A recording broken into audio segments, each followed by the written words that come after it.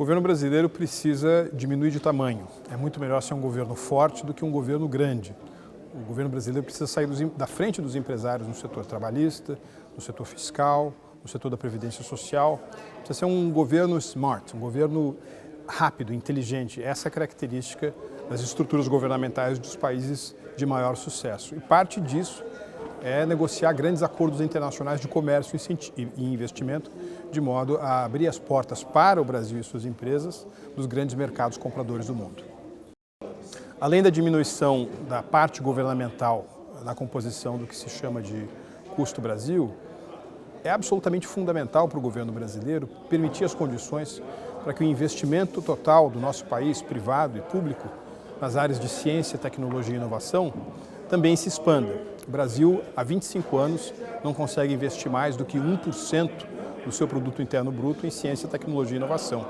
E a experiência internacional mostra que aqueles países que foram para 2, 2,5%, 3% de investimento em inovação são aqueles mais competitivos.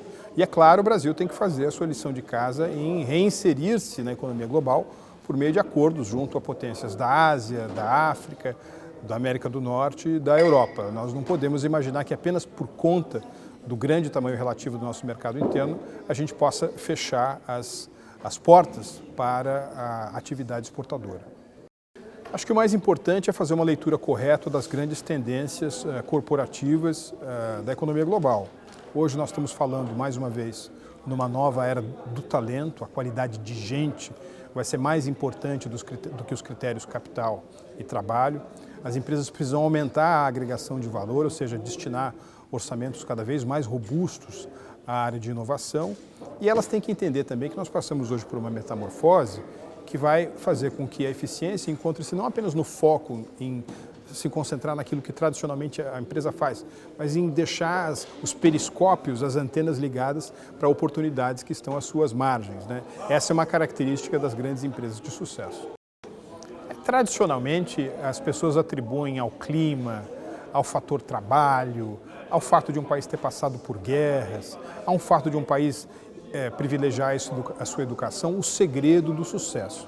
Eu não vou dizer que esses fatores não sejam importantes, mas eles não são determinantes. O que realmente é determinante na estratégia de um país, como mostra a experiência internacional dos últimos 70, 80 anos, é ter uma política de industrialização, que às vezes significa deixar a liderança desse processo para o setor privado, em vez do governo escolher quais são os vencedores ou os setores, e ao mesmo tempo permitir uma adaptação exitosa à globalização. Não existe caso de país que tenha crescido de maneira importante escondendo-se da globalização. O que nós precisamos é fazer uma leitura das nossas competências, identificar as janelas de oportunidades e conectar essas pontes. Ao contrário do que o Brasil tem feito, ele não terá benefícios se ele se esvair, se ele se evadir da globalização.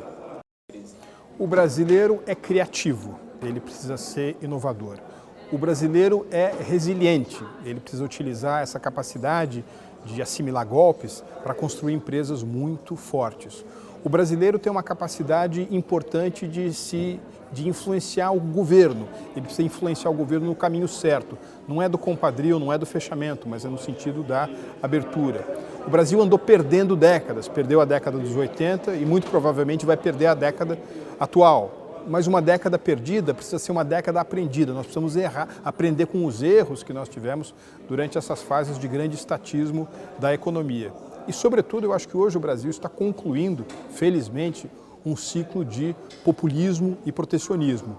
Mais institucionalização da relação entre governo e iniciativa privada. E uma maior inserção global talvez sejam possibilidades mais próximas para o Brasil hoje do que foram em anos recentes.